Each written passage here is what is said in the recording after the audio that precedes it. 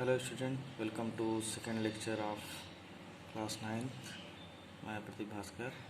मैं आपका मैथमेटिक्स का हिंदी मीडियम क्लास ले रहा हूँ। तो पहले लेक्चर में हमने नंबर सिस्टम के बारे में पढ़ा था और उसी क्रम में आगे बढ़ते हैं। तो देखते हैं सबसे पहले पूर्ण संख्याएँ। पूर्ण संख्याएँ क्या होती हैं? यदि प्राकृतिक संख्याओं में शून्य को सम्मिलित कर दिया जाए तो वह पूर्ण संख्याएं कहलाती हैं।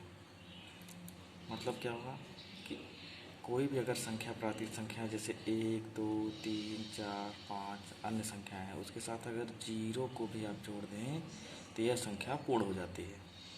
तो इस तरह की संख्याओं को हम पूर्ण संख्या कहते हैं। थोड़ा सा और स्पष्ट करके बताते हैं। पूर्ण संख्या को W से प्रदर्शित करते हैं। यदि n एक प्राकृतिक संख्या हो तो n को सेट ऑफ 1, 2, 3, 4 लिखेंगे, यानी कि प्राकृतिक संख्याओं का जो समुच्चय है वह 1, 2, 3, 4 के रूप में लिखेंगे। और प्राकृतिक संख्या में जीरो सम्मिलित करने पर संख्या पूर्ण हो जाती है।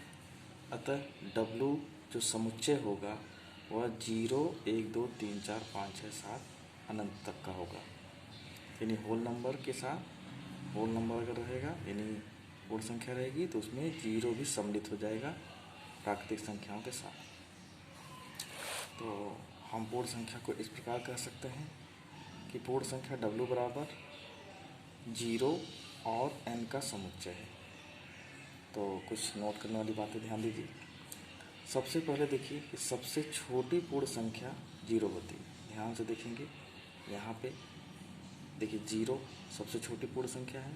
इसके बाद 1, 2, 3, 4 सब बढ़ती हुई क्रम में है। सबसे छोटी पूर्ण संख्या क्या होगी? 0 हो गई।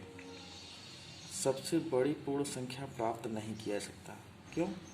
क्योंकि देखिए 1, 2, 3, 4, 5, 6 अनंत तक बढ़ रही है, तो अनंत तक हम प्राप्त नहीं कर सकते।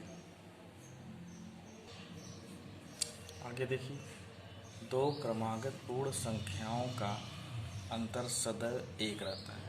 अगर क्रम से संख्याएं हैं, जैसे यहाँ पे देखिए 0, 1, 2, 3, 4 है, क्रम से आगे बढ़ रहे हैं, तो ये जो क्रम है आगे बढ़ रहा है, इन सब का अंतर हमेशा एक बना रहेगा, स्थिर रहेगा।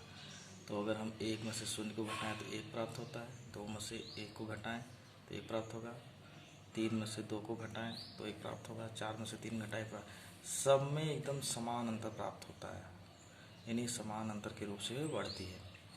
अगला देखिए, किसी पूर्ण संख्या में 1 जोड़ने पर हमें अगली पूर्ण संख्या प्राप्त होती है।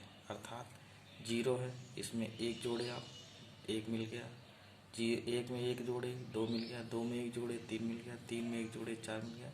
इसी क्रम में संख्याएं आगे बढ़ती रहती हैं।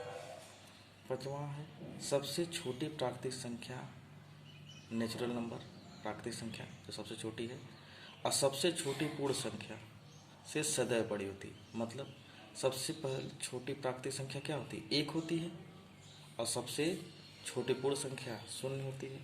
ध्यान से देखिए, प्राकृतिक संख्या में आपका ये सबसे छोटा था और पूर्ण संख्या में ये सबसे छोटा है, यानी 1 हमेशा 0 से बड़ा होता है। तो इसीलिए कहेंगे कि n नेचुरल नंबर जो सबसे छोटा होता है, यानी 1 हमेशा पूर्ण संख्या की सबसे छोटी संख्या यानी 0 से बड़ा होता है।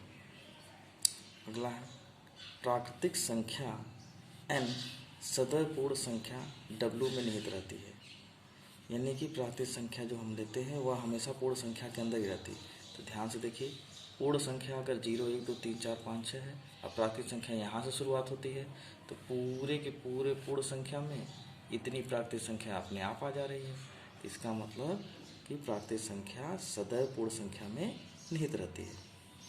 अगला है प्राकृतिक संख्या अगर n है और पूर्ण संख्या हमेशा W, दोनों ही धनात्मक होती है।